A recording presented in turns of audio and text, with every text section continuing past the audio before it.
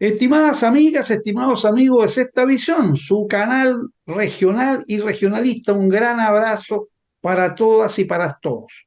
Estamos en una nueva edición de su programa conversando con su amigo Mario Barrientos Osa, quien se complace en enviarle un cordial abrazo virtual para todas, para todos, y como siempre nuestro mejor deseo que se encuentren muy bien. Quiero decirles que como estamos todavía en mayo, que es el mes del mar, tenemos el privilegio en esta ocasión de tener con nosotros un distinguidísimo contertulio, porque como ustedes saben, esta es una tertulia, y quienes vienen a esta tertulia son contertulios. Y este destacado contertulio es ni más ni menos que don Cristian Guerrero Lira, que es licenciado y doctor en Derecho, autor de numerosas obras. Mira, para cachiporrearme las obras que tengo, voy a mostrar aquí, mira, esta es la papa nueva, pero esta la vamos a comentar, Cristian, en octubre, cuando tengamos la batalla de Rancagua. Lo he Ni un estado problema. viendo y me parece fantástico. Oye, mira, mira este otro libro que me deleité con él. Fabuloso, fabuloso. Bueno, este distinguido historiador que tenemos aquí, don Cristian, es autor de estos libros y de muchas otras más. Un hombre que tiene una vasta trayectoria. Así que, estimado Cristian, te damos una muy cordial bienvenida y te manifestamos a nombre de Sexta Visión, de todos quienes trabajamos aquí y de nuestras contertulias y contertulios, un gran abrazo de bienvenida. Lo hacemos virtual porque hoy día estamos por videoconferencia. Ya tendremos ocasión de hacerlo de manera más presencial. Así que bienvenido, Cristian, un agrado tenerte con nosotros. Muchas gracias, don Mario, y como siempre le digo, el gusto realmente es mío. Así que aquí estamos a su disposición para conversar temas que sean del interés de quienes nos van a acompañar. Así que ni un problema. Magnífico, me es muy grato escuchar lo que tú dices y repetir lo que nos enseñó San Alberto Hurtado. Contento, señor, contento, por cierto, y muy complacido. Así que mira, tal como lo entendemos, estamos en el mes del mar, este mes de mayo, que tenemos el 21 de mayo, que es una fecha sin duda esencial en nuestra historia. Tenemos la personalidad de Arturo Prat, por supuesto que además de marino fue abogado, cosa que a mí personalmente me hace sentir muy fantástico, ¿no es cierto? Tener un colega tan destacado, brillante, un héroe tan relevante como Arturo Prat. Además de toda la tripulación que estuvo con él en la Esmeralda, y por cierto, de toda la tripulación que estuvo en la Covadonga, enfrentándose con la Independencia ahí en Punta Gruesa, poco más allá, que obtuvieron un resultado espectacularmente favorable.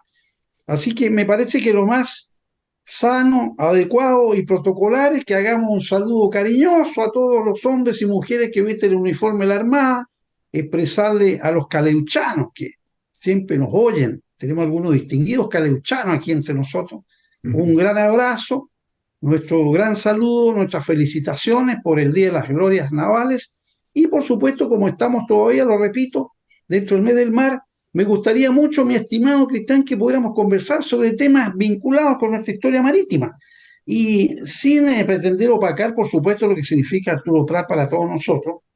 Tuvimos un personaje notable que fue este Lord Thomas Alexander Cochrane, ¿no es cierto? Que viniendo desde Inglaterra, fue realmente un personaje notable. Así que, ¿cuál es la impresión que tienes tú como historiador de Lord Cochrane? Porque tuvo facetas muy especiales, facetas muy brillantes, facetas muy criticadas.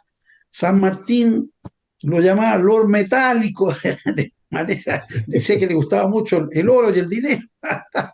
Lord Bueno, Metálico. ahí hay una polémica bien interesante entre San Martín y Cochrane, Sí, producido ya el desembarco de la expedición libertadora, digamos, y en los días que siguieron, ¿no es cierto? La verdad es que muchas veces he estado pensando en abocarme a a ese tema, pero bueno, a ver, Cochrane. Cochrane es un personaje bastante interesante, es una persona de una astucia en sus tácticas de combate, ¿no es cierto? Es tanto así que si uno lo ve con detenimiento y con cuidado, es un personaje que ha servido de modelo para incluso películas bastante más modernas. Hay una película que es Bien, muy bien. entretenida, que se llama Capitán de Mar y Guerra, ¿ya? Ah, sí, la vi, Que, estupenda, sin duda. que son las aventuras de un barco británico que está buscando un buque mucho más grande, ¿no es cierto?, francés y todas estas cosas. Sí, Bueno, todas las trampas que aparecen ahí que se hacen, ¿no es cierto?, de camuflar el barco como si fuese un ballenero, de armar una balsa, colocarle unos palos, ¿no es cierto?, y unas linternas ahí para que asemeje el barco mientras nos alejamos sigilosamente hacia otro rumbo, ¿no es cierto? Todas esas son cosas que Cochrane las hacía.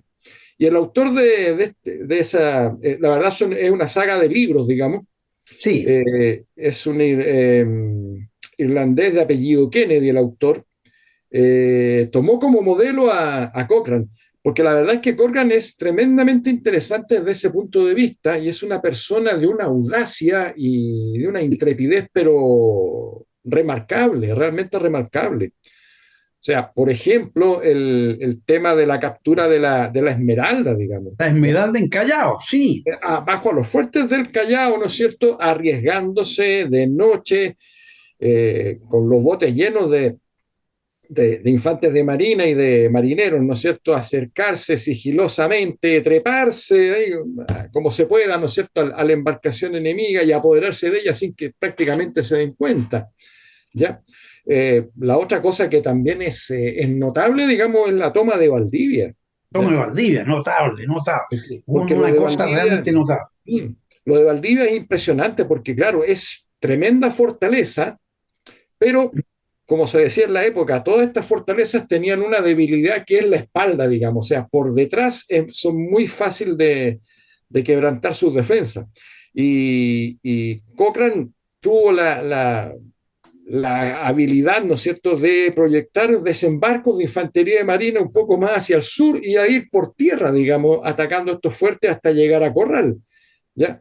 Y fue una cosa realmente magistralmente desarrollada. Entonces, bueno, se ganó su prestigio, digamos, ¿ya? Ahora, como usted dice, claro, tiene sus otras facetas, digamos. Cochrane es un personaje muy de su época también, eso sí, ¿eh? Interesado en cuestiones materiales, digamos. Hay que pensar que él no es chileno, o sea, él básicamente es un inglés que viene a prestar un servicio y bueno, eso evidentemente va bajo ciertos términos económicos. Eh, Tuvo él que gastar mucha plata también. Y de hecho, por allá por 1840, por ahí, presentó un memorial pidiendo que se le recompensara monetariamente por los gastos en que él tuvo que incurrir personalmente, digamos, para evitar la sublevación de las marinerías, porque ese era uno de los problemas que tenía O'Higgins con la escuadra, digamos, la carencia de recursos le provocaba a cada rato bastantes inquietudes, digamos, laborales, por decirlo así en términos simples, de la marinería que se podía sublevar, ¿no? De hecho, hay varios episodios de sublevación, digamos, por eso y por otros Es, motivos más, ¿no? es que Entonces, fíjate es que un tipo que tiene estas dos realidades, digamos que, bueno, es una persona que también tiene sus intereses, no todos actúan por amor al arte, digamos.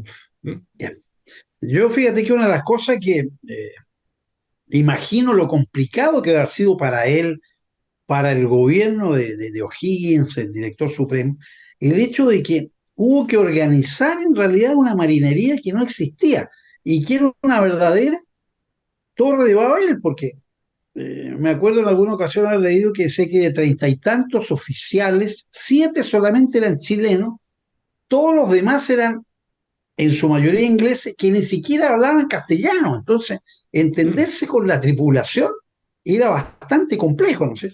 Y la tripulación misma había gente de otra nacionalidad, lo cual revelaba que no se movía esa gente solo por el afán patriótico, sino también por intereses económicos. Y cuando ese interés económico no aparecía retribuido, venían estos alzamientos, sublevaciones, que era bastante complicado.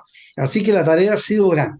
Sí, Por lo demás, cuando llegó Cochrane a Chile, fue muy resistido, ¿no es cierto?, por la opinión pública, llamemos opinión pública entre comillas, que era muy pequeña, la gente ilustrada, porque aparecía, fíjate tú, como un hombre muy liberal, un hombre que había sido muy radical en su vida, un hombre extranjero y a quien se le entregaba la flota. Entonces decían, y si este hombre mañana se arranca con la flota, porque esta flota no nos merece ninguna confianza de lealtad o fidelidad, dada esta mezcolanza de nacionalidades. Sí, ¿Qué opinas tú sobre eso? sí. Realmente Fíjese, es una fíjese, don cosa Mario, muy especial, ¿eh? que de hecho, claro, son oficiales ingleses y tienen costumbres y una forma de organizarse que es la de la Marina Británica, Así que es es. muy distinta a la de la Marina Española, que es la que debería haber regido, digamos, en estricto rigor, acá en Chile. Ahora, es tanto que los procesos judiciales que se hacen por distintos tipos de cosas que suceden en la escuadra se hacen y están escritos en inglés. En Yo tuve que inglés, esa buscar, parte, sí, fíjate, me deja perplejo. Están tuve que escritos en buscar, inglés. tuve que buscar el juicio que se hizo a Wilkinson por el hundimiento del San Martín en Chorrillos, en Perú. Pero sí. Lo tomó una tormenta, digamos, el barco tenía una de sus anclas, nomás no tenía las dos, utilizaban dos, a proa y a popa, cosa de quedar más o menos firme, y con un ancla nomás se hundió. Pero bueno, se hizo el juicio, había que hacerlo, y el proceso está todo en inglés, las declaraciones y todo lo demás. Fíjate. Ahora sí, evidentemente, como dice usted, claro, los oficiales son en 90 y tanto por ciento son británicos y la marinería es fundamentalmente chilena. Y lo peor es que también es una marinería que está como recién formándose Recién formándose. en términos de marineros, digamos, en términos navales y náuticos. Hay un relato que de esa época, digamos, que como costaba mucho conseguir gente para enrolarla en la escuadra, por culpa de los corsarios, porque resulta que mientras se formaba la escuadra, el gobierno de O'Higgins dio varias patentes de corso. Y Y ese es. era un negocio bastante bueno. Entonces, la gente que sabía de marinería y de navegación, casi todos se dedicaron a la empresa del corso. Entonces, no había tripulantes para los buques de la Armada. Entonces, se cuenta que las patrullas militares en Santiago se acostumbraron a circular por la chimba. Y todos los días pasaba un grupo de militares, qué sé yo, al principio llamaba la atención, pero como al día siguiente repetían el mismo trayecto, al día subsiguiente también, la gente se fue acostumbrando y en un momento dado hicieron una suerte de redada, digamos, y reclutaron a un montón de gente. Un montón de ¿Ya? gente. Les cortaron el pelo, los bañaron a muchos de ellos, ¿no es cierto? De ahí a los más aptos los mandaron a Valparaíso para ser parte de las tripulaciones de los barcos.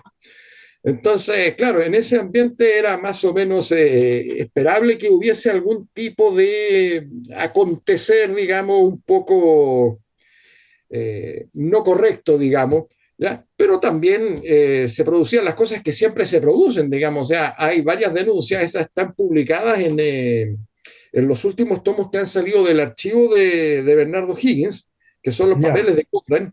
Ahí hay varios casos que se denuncia, por ejemplo, un juicio a un oficial y a un contramaestre que se estaban arrancando de un barco el día X, digamos, ¿ya? Que son cosas que se dan más o menos en términos normales, ¿ya? Pero sí, era un mundo bastante especial el de estas tripulaciones con estos oficiales ingleses. Debe haber sido bastante difícil lograr, oye, conducir exitosamente, como lo hizo Cochrane, una escuadra tan sui generis, ¿no es cierto? Aunque para él parece que era muy atractivo el sentir que estaba creando algo nuevo, ¿no es cierto? Que estaba poniendo su propia marca, su estilo.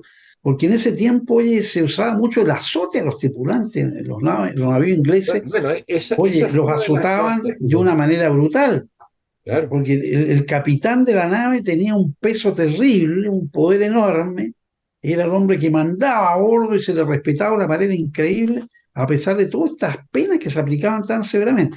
Pero traerla a nuestro medio nacional no ha sido nada de fácil, porque, como tú bien decías adelante, las normas aplicables a nuestro estilo nacional, de origen español, etcétera, etcétera, son bastante distintas a las que imperaban en Inglaterra.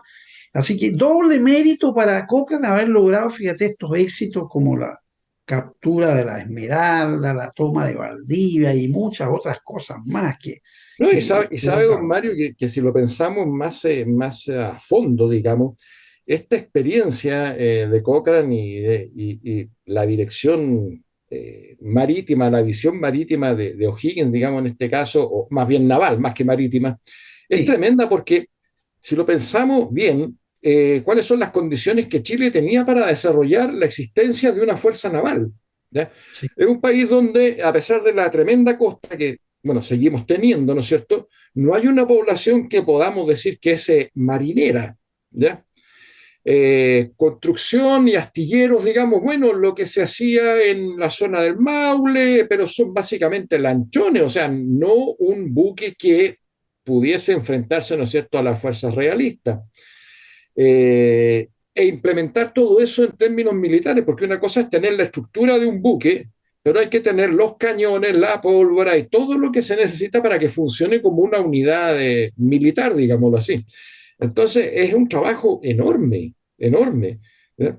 Eso se consiguió, bueno, capturando barcos, ¿no es cierto? Barcos españoles que se acercaban a la costa, se mantenía la bandera del rey, entonces el barco entraba tranquilamente y ya cuando estaba ahí, ¡pum!, se le asaltaba, ¿no es Lo cierto? apañaban. Eh, Exactamente, apoderándose de otros en combate, ¿no es cierto? O simplemente arrinconándolos, como pasó con la famosa fragata esta, la María Isabel, la que La María capturó Isabel, fue sí. encalada en Talcahuano. Lo arrinconaron, Primer éxito de nuestra claro, escuadra. La claro. primera victoria. Si lo arrinconan y, bueno, ¿qué le queda al español? Bueno, tirarse contra la playa, ¿no es cierto? Cosa de varar, pensando en que no lo iban a sacar el barco de ahí. Pero bueno, fueron en bote, se subieron, se apoderaron del barco, sacaron a los tripulantes españoles que todavía quedaban y a punta de remo, ¿no es cierto? Y con el viento que empezó a soplar, pudieron sacar el barco La y sacaron al alta mar. hicieron de una pieza tremenda, que tiene una historia bien interesante además porque ese barco es un barco de origen ruso. Es uno de De los origen tantos ruso. barcos que el zar le vendió a Fernando VII.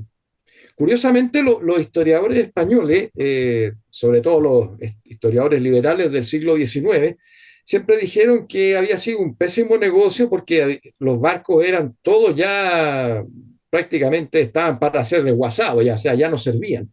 Pero este llegó acá, llegó a Chile, fue capturado, fue incorporado a la Armada chilena, prestó servicio y después incluso se vendió al gobierno de Argentina y naufragó al viajar hacia Buenos Aires el Bien. año 26. O sea, tuvo ahí una historia muy tremenda.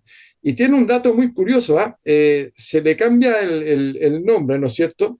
Sí, Y cuando se vende a la Armada Argentina, esa era la María Isabel era la O'Higgins, el nombre que se le puso. Y cuando se le vende a la Argentina, el gobierno de Freire dice que hay que cambiarle el nombre y se le coloca María Isabel. Antes se volvió a llamaba María Reina Isabel. María Isabel, Princesa María Isabel, pero ahora se llama María Isabel nomás. Pero dentro de esta rivalidad que desarrolló Freire con O'Higgins, digamos, ya a Sí, propósito de, ¿no es cierto?, el rol de Freire en la aplicación de O'Higgins en el año 23, porque así antes se es. llevaban bastante bien. ¿Ya? Eran muy cercanos, claro. Exacto, pero hasta ahí se expresó la rivalidad, digamos, o sea, ya, cambiémosle el nombre y lo vendemos como María Isabel, o sea, O María volvemos a Isabel cero, digamos. volvió al nombre anterior, al nombre español. Exactamente, Claro, si exactamente. fue rebautizado como Higgins y Cochrane estableció en los Higgins su Claro, cuartel general, llamemos así, hizo su bandera de comandante de la buque insignia. buque insignia, claro.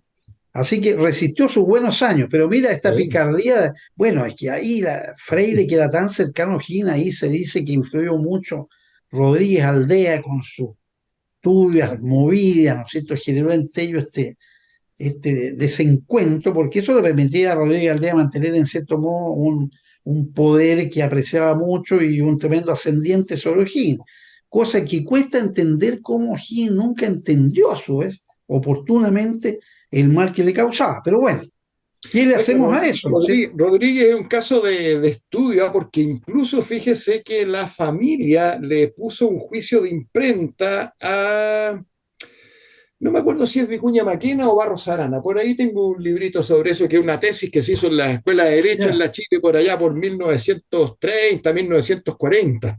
bien. Porque como se criticaba al accionar de Rodríguez, dijeron aquí hay una ofensa, hay calumnia y qué sé yo, o sea, dio hasta para un juicio. Ya está, oye, sin perjuicio que era un hombre brillante.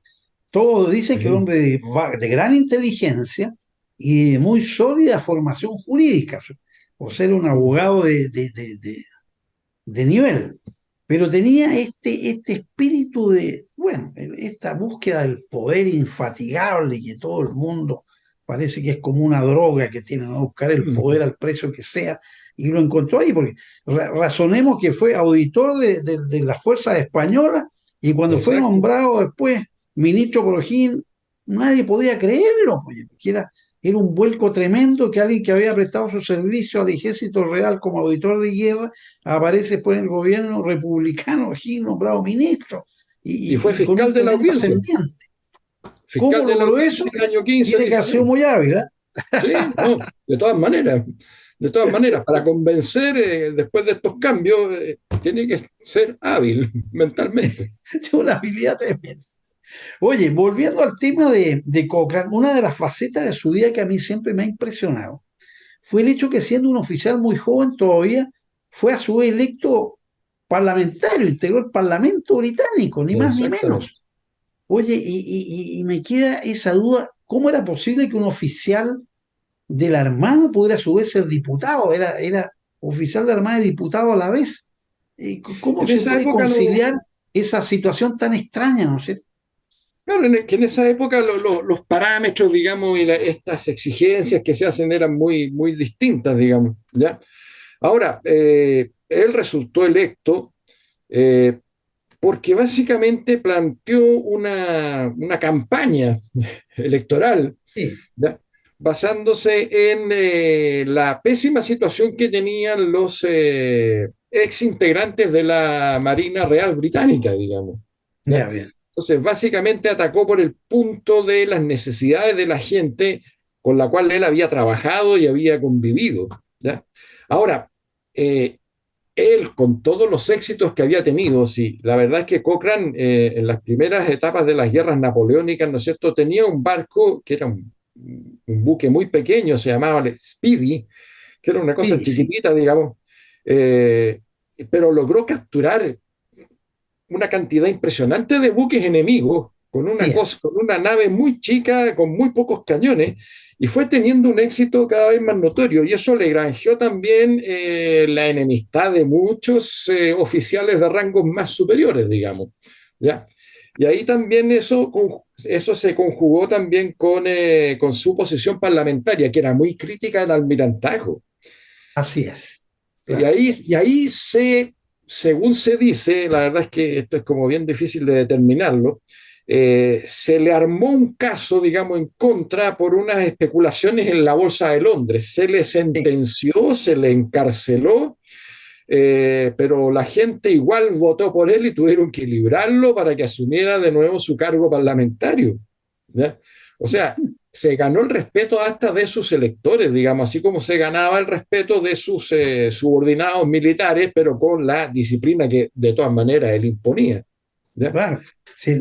Oye, en Pero, esa condena se le condenó, valga la redundancia, a pagar 1.000 libras, que era una suma muy elevada, y dicen las crónicas de la época que el pueblo juntó la plata para pagar esas mil exactamente, libras, que exactamente. era una suma enorme, 1.000 libras en esos años. ¿Sí? O sea que eso No, revela que su popularidad como exacto. exitoso oficial naval, por una parte, como tú dices, que había capturado cualquier cantidad de nada, y las envidias que el almirantazgo generaba a su respecto. Y estas campañas en que aparecía en el Parlamento como un hombre muy radical en sus posiciones, muy crítico primero del almirantazgo y además del establishment. Cosa llamativa porque él era un conde, y era el 10.º conde, tampoco era un conde Claro. nombrado a dedo a última hora, tenía una larga trayectoria con 9 antepasados, incluido su padre, que todos habían sido condes.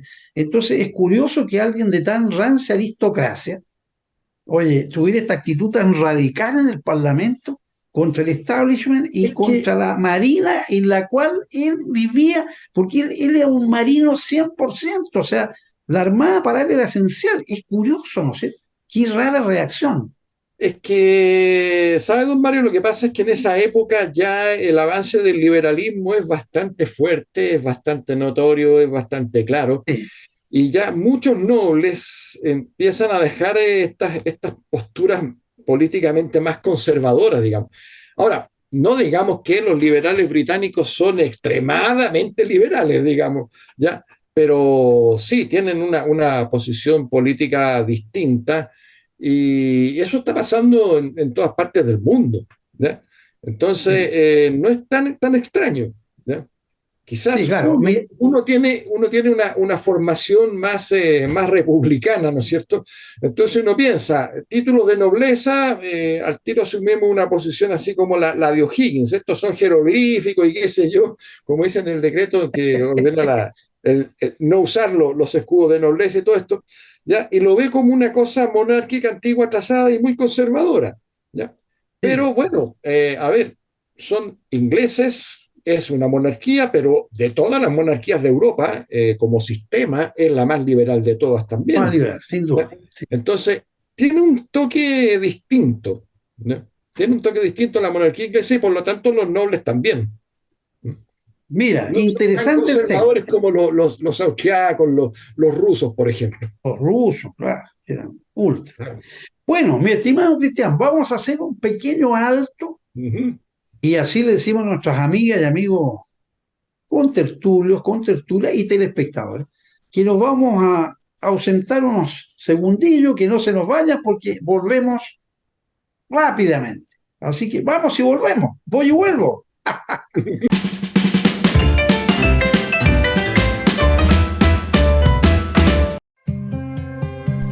Agua Sayún se extrae desde lo más profundo de nuestra tierra. Somos una empresa 100% chilena ubicada en la comuna de Coinco, en la sexta región del país.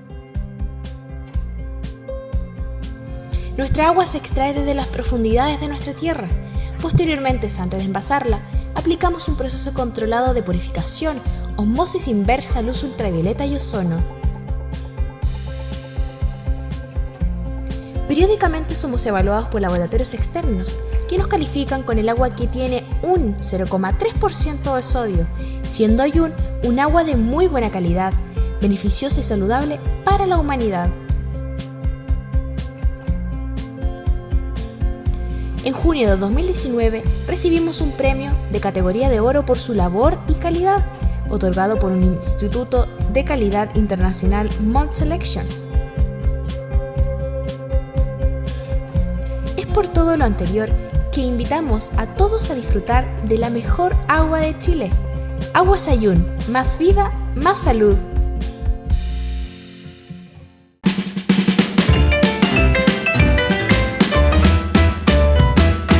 Bueno, estimadas amigas, estimados amigos, ya estamos de regreso en su programa conversando con su amigo Mario Barrientosa y lo estamos haciendo con nuestro distinguidísimo contertulio de esta jornada, don Cristian Guerrero Lira, gran historiador, como lo hemos presentado, y estamos conversando sobre temas vinculados con el mes del mar, puesto que estamos todavía en mayo cuando estamos llevando a cabo este programa. Mi estimado Cristian, yo quiero que me des unos minutitos para poder dar lectura a un breve trabajillo que lo voy a resumir, por supuesto, eh, que está orientado a lo siguiente, que como yo soy abogado, como tú sabes, cumplí ya 50 años ejerciendo esta noble y querida profesión. El hecho de que Arturo Prat Chacón fue también abogado, se sintió motivado a hacerlo, me ha emocionado siempre. Y yo quiero hacer una breve reseña de lo que fue precisamente esta etapa tan poco conocida y tan sacrificada a la vez de la vida de Arturo Prat, de haber estudiado Derecho junto con ser oficial naval, que tenía que ausentarse con sus navegaciones, y le era muy complicado todo. Además que era padre de familia, casado con doña Carmela, tenía sus hijos. Entonces voy a hacer una reseña de algunas facetas de eso. Fíjate, quiero recordar que el 23 de julio de 1876, estamos hablando de julio de 76, prácticamente 3 años ante el combate naval, don Arturo rinde examen de código de minas y práctica forense. Y en ambos, dice el secretario de la universidad, fue aprobado, don Enrique Tocornal. El 26 de julio de 1876 rindió su examen de grado. Y fíjate que la comisión estaba formada por los profesores Ocampo, Cerda, Vergara, Albano, Lira y Tocornal. Bueno, Lira, pariente tuyo. y Tocornal, distinguidísimos maestros del derecho, y fue aprobado unánimemente.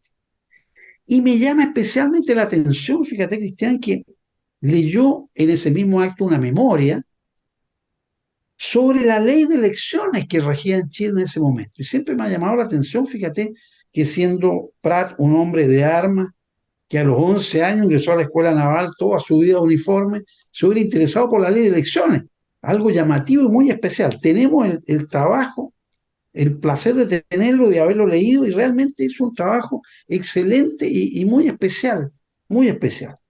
El 31 de julio, 5 días después, rindió su examen ante la Corte Suprema y fue aprobado.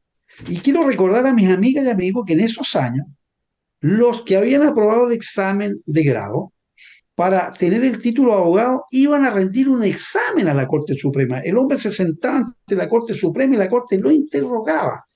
Y por eso existe todavía esta tradición hasta el día de hoy, de que el título de abogado no lo entrega la universidad, sino que la Corte Suprema, aunque obviamente el examen ya no lo toma la Suprema. Pero fíjate tú que ahí se presenta el hombre de la Suprema y lo aprueba. Quiero recordar además que esto no pasó inadvertido en esos años.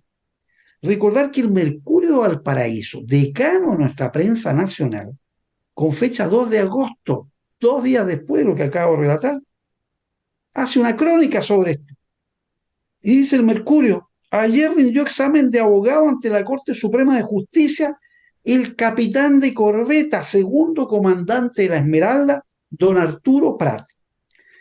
Y dice más adelante: a su talento distinguido para apreciar con rapidez las más intrincadas cuestiones de derecho, une un carácter investigador y un espíritu analítico que le permite profundizar y resolverlas con el acierto de un viejo jurisconsulto. Fíjate tú, lo equipara con un viejo jurisconsulto. Y agrega el Mercurio: es un abogado la más estricta acepción de la palabra, y de ellos tenemos pruebas evidentes en algunos escritos que la prensa ha registrado. O sea, fíjate que la prensa en cierto modo seguía esta carrera de Arturo Prat de derecho hacia el título de abogado. No era una cosa que haya pasado desapercibido. Y en los cuales campean, dice, la observación certera y el lógico razonamiento. Dice además: lo felicitamos por ello y felicitamos también al joven jefe, cuyo amor a la ciencia no podía menos que servir de poderoso estímulo a sus alumnos de la escuela naval. Oye, yo me siento realmente admirado. He reseñado, la crónica es mucho más larga, pero me lleva a concluir que esta aventura, entre comillas, de Arturo Prat, de estudiar Derecho y titularse, fue seguido por la prensa, fue destacado. En parte la crónica dice: nuestra Armada cuenta desde hoy con un abogado que es el primero salido de su seno. Tal vez eso fue la gran novedad, ¿no es cierto? Que por primera vez un oficial estuviera en condiciones de estudiar Derecho y ser recibido. Y aquí viene la parte sentimental que me emociona profundamente. Así que si lloro, no te extrañes. Que es una carta de 27 de julio, al día siguiente que dio su examen de grado, de su esposa Carmela Carvajal. Y le dice lo siguiente, es muy emocionante la carta, dice: mi Arturo adorado, mira cómo lo trataba, mi Arturo adorado, en la mañana de hoy recibí juntas tus cartas del 25 y 26 portadoras de tan buenas nuevas que me hicieron derramar lágrimas de felicidad. Oye, pero mira, recibe mi bien, mil y mil felicitaciones de toda la familia, y en particular de tu Carmela, que da gracia al Todopoderoso que ha premiado tus nobles esfuerzos. Oye, qué hermoso, qué emocionante lo encuentro, este sentimiento de doña Carmela hacia su marido por este tremendo esfuerzo exitoso. Eso es lo que ella destaca y realza. Bueno, no quiero extenderme más en el otro detalle para no ocupar demasiado tiempo en ello, pero quiero decirte, Cristian, y a mis amigas y amigos, que quedo profundamente emocionado. Mira, se me humedecen los ojos leyendo esta carta, realmente.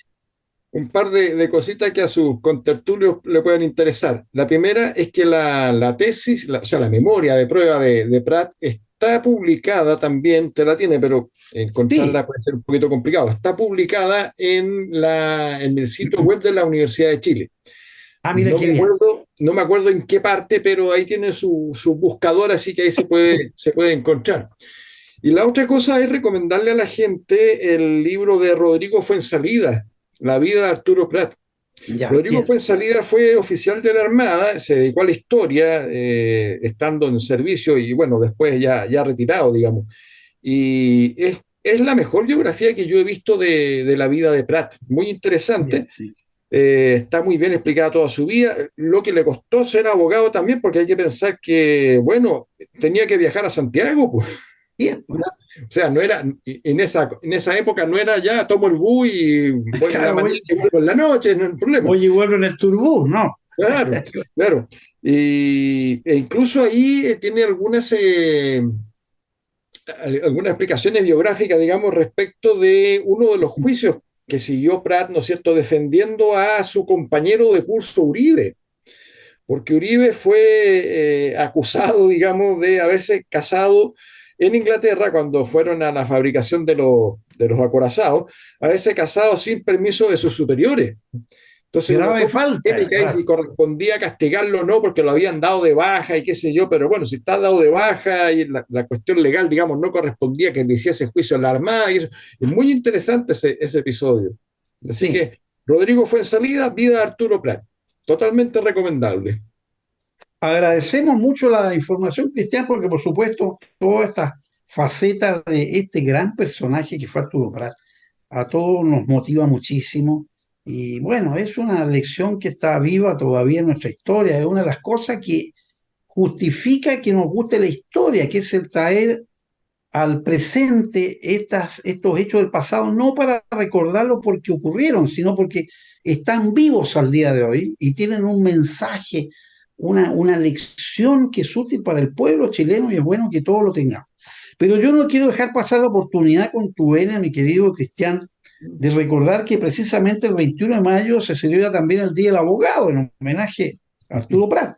Así que quiero extender un saludo cordialísimo a todas mis colegas mujeres y colegas varones, a todas las abogadas y los abogados del Foro de Rancagua, de la región de O'Higgins, con un gran abrazo y sentirnos muy complacidos de que podamos sentir el orgullo de haber tenido un colega tan notable, un héroe tan especial como Arturo Prat Chacón, que además de ser un gran oficial de la Armada, fue también, como lo dijo, ni más ni menos que el Mercurio Valparaíso, no sé quién escribió esa crónica, pero que es muy elogiosa hacia la persona Arturo Prat, un abogado a carta cabal, dice, ¿no es cierto? O sea, no es un oficial que estudió derecho porque le tincó, porque le servía para su carrera. Algunos dicen que quería pasar al área judicial y retirarse de la parte ejecutiva. Hay mucha especulación de eso, sino que se sentía realmente un abogado y como tú lo dijiste, hizo defensas que fueron muy destacadas y muy brillantes en varios consejos de guerra, entre ellos el de Uribe.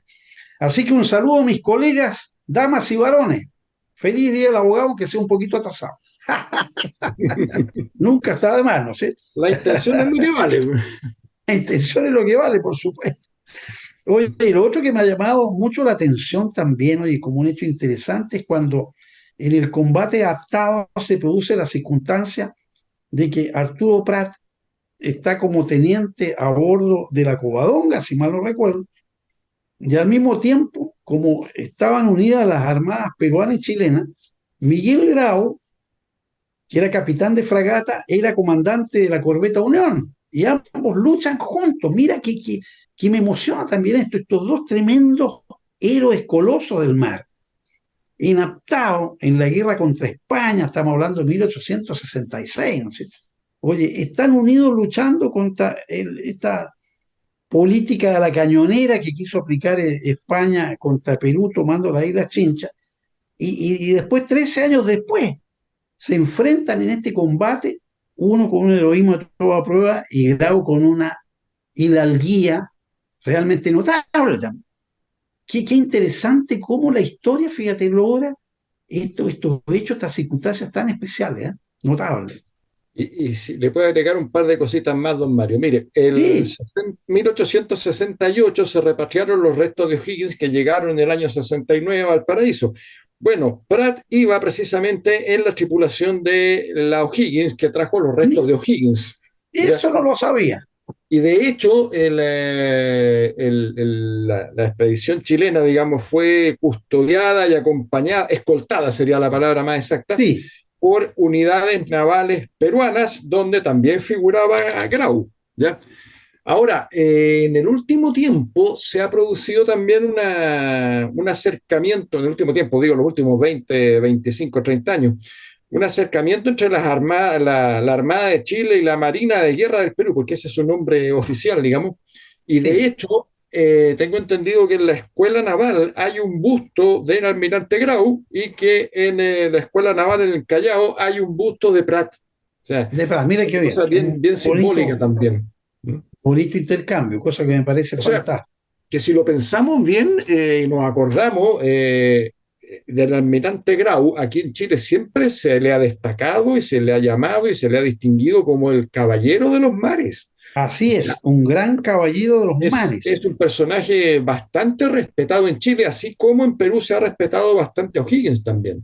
Oye, se tiene muy en consideración lo hidalgo que fue en la carta que le envió a Ana Carmela, destacando el heroísmo Prat, en fin. Fue realmente algo que en estos días cuesta entenderlo con el estilo tan Sí, brutal que a veces uno observa en las guerras más contemporáneas, sobre todo en el siglo XX, cuando vimos esa guerra espantosa en que murieron millones y que se cometieron las atrocidades más grandes. Entonces, estos gestos de hidalguía, de respeto al adversario heroico, realmente son muy enaltecedoras, muy gratificantes. Y es bueno que signifique un acercamiento entre Chile y Perú, porque mira, los que somos guineanos, entre los cuales me cuento, tenemos un tremendo cariño por Perú, porque no podemos olvidar que Perú recibió a Bernardo O'Higgins en el exilio, vivió ahí largos años, le obsequiaron un par de haciendas, ¿no es cierto?, Montalbán y Cuyabá, de lo cual pudo vivir O'Higgins y fue muy respetado, además fue honrado con el grado de gran mariscal del Perú. y Entonces, le tenemos caballero de mucho la Orden cariño al del Perú. Sol. ¿Eh? Caballero de la Orden del Sol, creo que es Así el es, Caballero segundo en del la, Sol. segundo o tercero en la lista, junto con San Martín y Bolívar. De San hecho, Martín, el diploma que le dieron está en el Museo O'Higginiano y de Bellas Artes de Talca. mira, qué bien, qué Se bien. salvó del terremoto del Se 2010. salvó el terremoto. No, es que esa fue toda una historia, porque ese museo fue reacondicionado, remodelado en 2009, se inauguró en diciembre, enero de 2010, vino el terremoto y se vino todo el museo al suelo. Y recién hace unos 4 años más o menos ya empezó a funcionar de nuevo. ¿Ya? Y ahí está el diploma de O'Higgins de Caballero de la Orden del Sol, que De la fundó Orden San del Sol, Martín. ni ¿Ya? más ni menos. Sí, pero recuerda que los peruanos siempre dicen que O'Higgins es el más peruano de los chilenos. Exactamente, El más peruano de exactamente. los chilenos. Tiene sin duda facetas muy, muy especiales. Bueno, y a O'Higgins le atribuimos precisamente toda esta tremenda empresa que significó crear nuestra primera escuadra. Tarea de Romano. ¿Cómo se pudo lograr eso de tu punto de vista? Un país que era tan pobre. Éramos la cenicienta de las colonias españolas. Un país que llevaba no sé cuántos años de guerra, del año 14 en adelante, ya no sé cuántos años de guerra, 13. muertes, desastres, cosechas destruidas, ciudades, cañón, qué sé yo.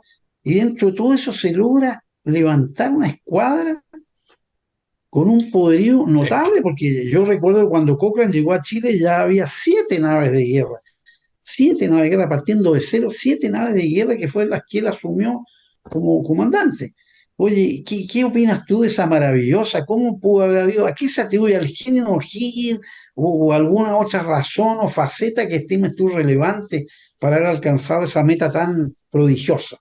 A ver, en la conformación de la escuadra, O'Higgins tiene un rol, pero que es fundamental. Ahora, usó varias tácticas, digamos, para lograr su gran meta. Sí, ¿Ya?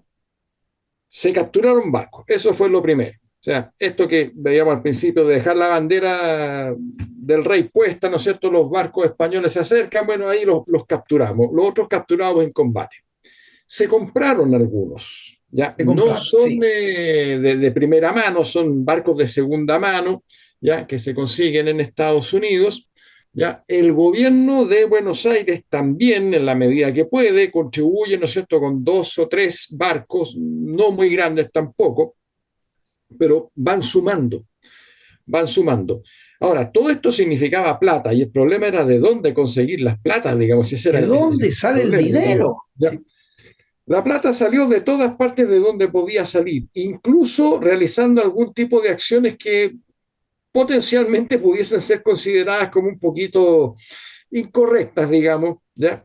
Eh, una de las tantas capturas que tuvieron estos primeros buques de la escuadra fue capturar un mercante que se había salido de Talcahuano, y justo en ese mercante iba este comerciante de apellido Chopitea, que era uno de los más acaudalados que había en Chile, y que había sido un personaje que había apoyado muchísimo la política restauradora del virrey Pezuela, y que incluso había puesto una cantidad de plata muy importante para financiar la segunda expedición de Osorio, la que Bien. es derrotada en Maipú, ¿ya?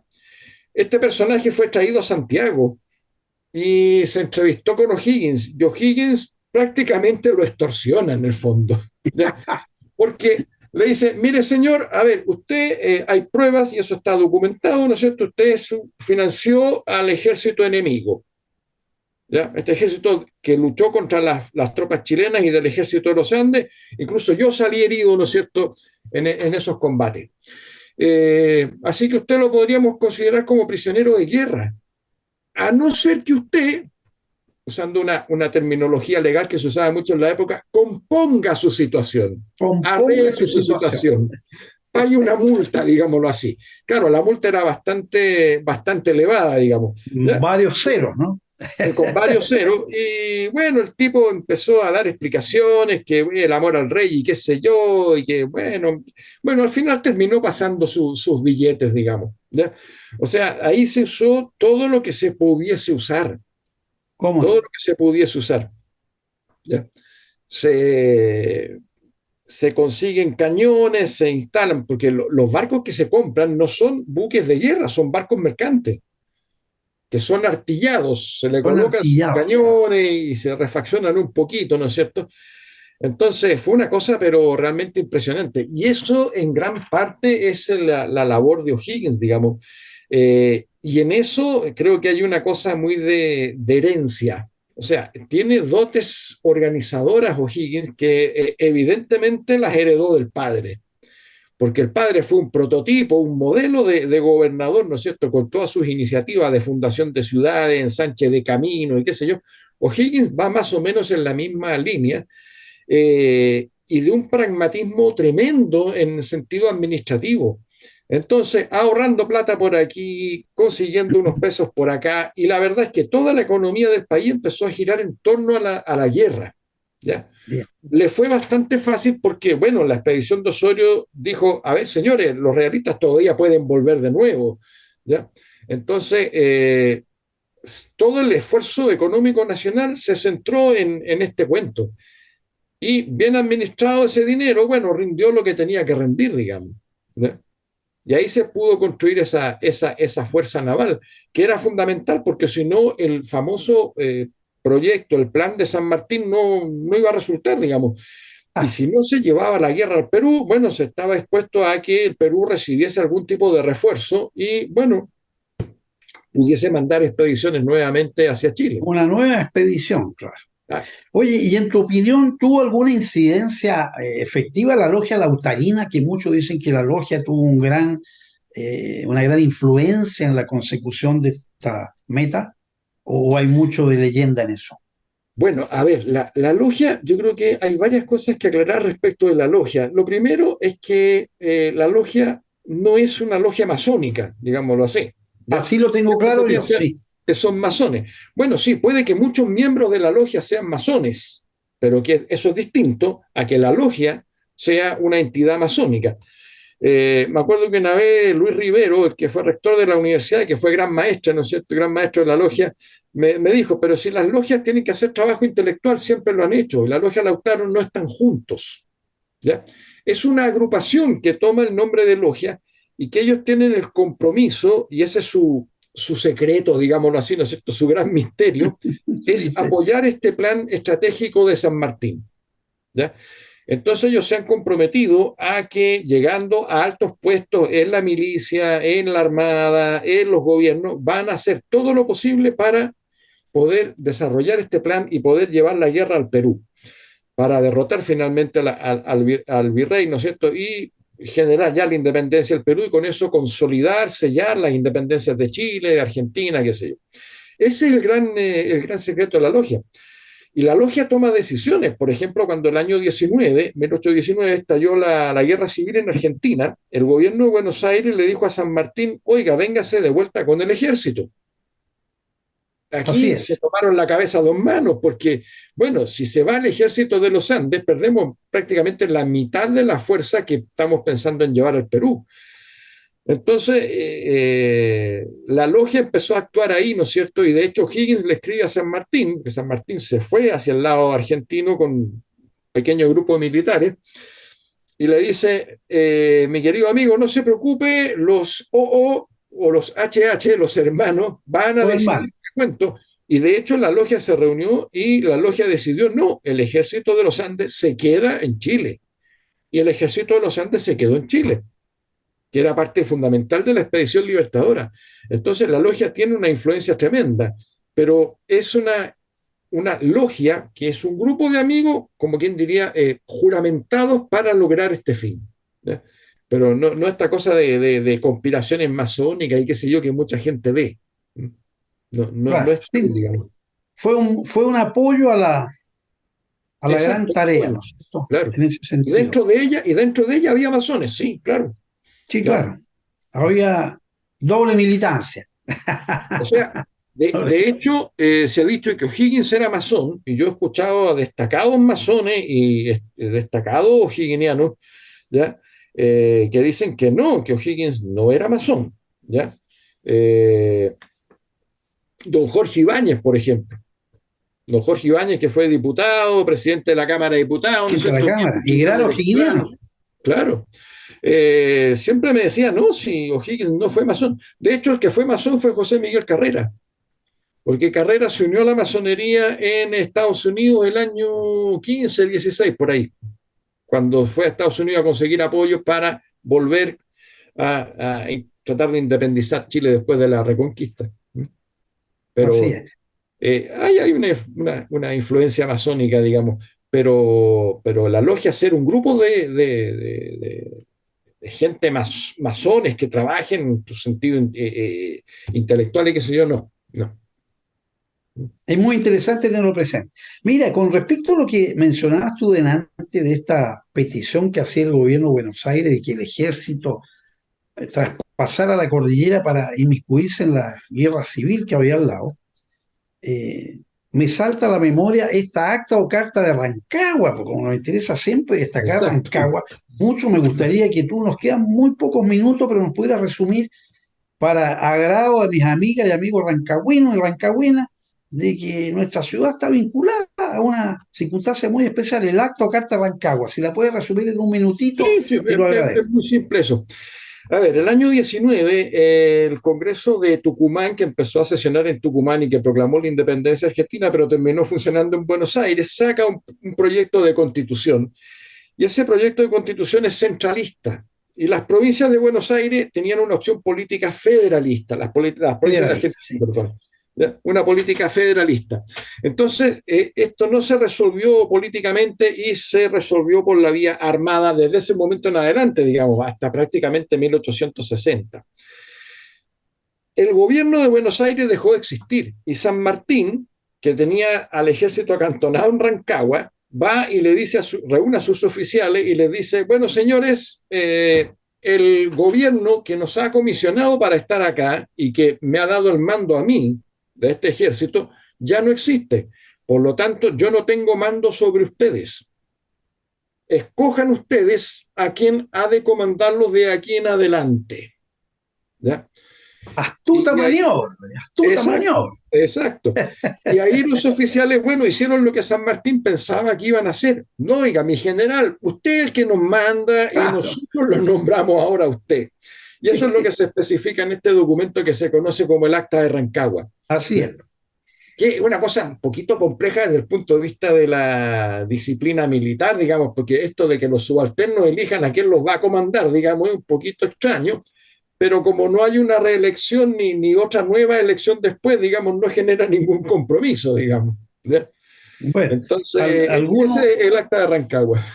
algunos cronistas o historiadores le achacan el fracaso que habría tenido San Martín en la campaña en el Perú a esta circunstancia que había perdido ascendiente sobre algunos suboficiales porque eran los electores de él, que lo habían elegido a él. Entonces se produce este fenómeno que tú dices de que se pasa a depender de la opinión de quienes están bajo tu mando porque esos mismos te eligieron o te pidieron que fuera su comandante. Puede tener alguna connotación, creo yo, ¿no?